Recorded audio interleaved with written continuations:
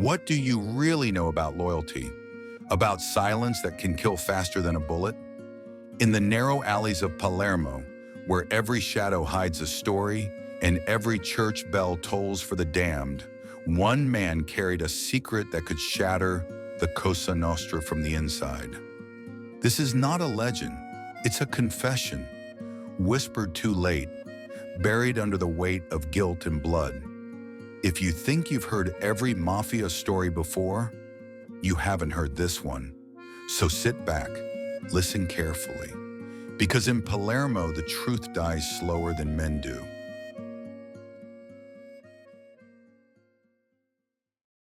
Part 1. The Letter in the Confessional. Father Antonio, an old priest in the outskirts of Palermo, found an envelope inside the confessional box after evening mass.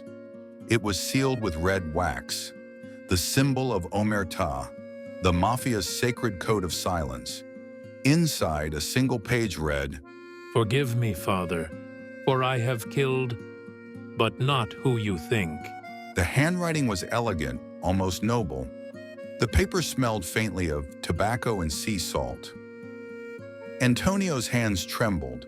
He had heard confessions of murder before, but this felt like a trap or a plea for redemption. That night, he locked the letter in his drawer, but as he turned off the church lights, he saw a black car parked across the street.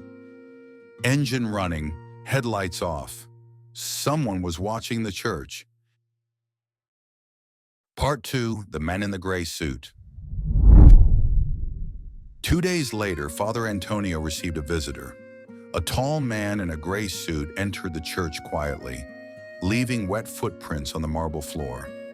He sat in the back pew and waited until everyone had left. Then, without kneeling, he spoke. "You read my letter, Father?" The priest froze. The man's eyes were cold, almost sad, like someone already condemned. He introduced himself only as Rossi. He confessed that he had once been an enforcer for the Vitale family, one of Palermo's most feared clans.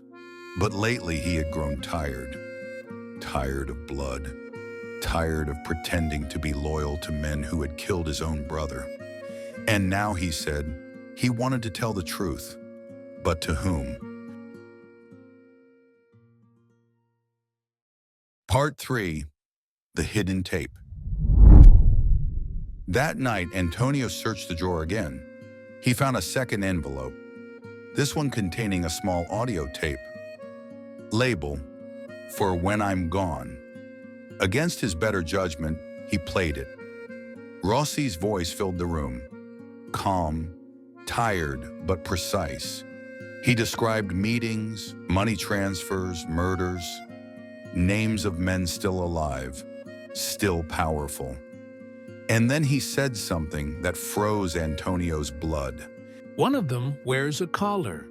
One of them hears confessions." The priest dropped the tape. Someone inside the church was working for the mafia. Part 4. The Visit. A week later, police surrounded the church. They said Rossi had been found dead in the docks, 2 bullets to the head. The inspector handed Antonio a small rosary found in Rossi's pocket, engraved with the priest's initials. That night, Antonio couldn't sleep. He opened the drawer and the letter and tape were gone.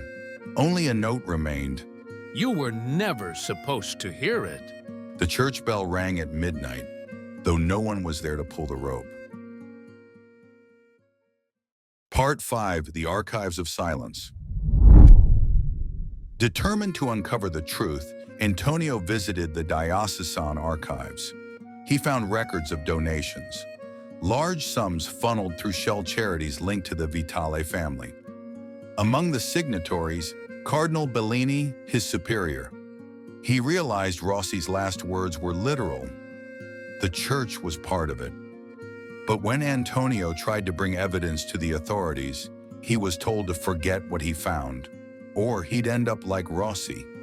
Even the police were part of it. Palermo was built on silence. Part 6. The Confession That Never Happened. Antonio recorded his own confession, naming names, telling everything he knew.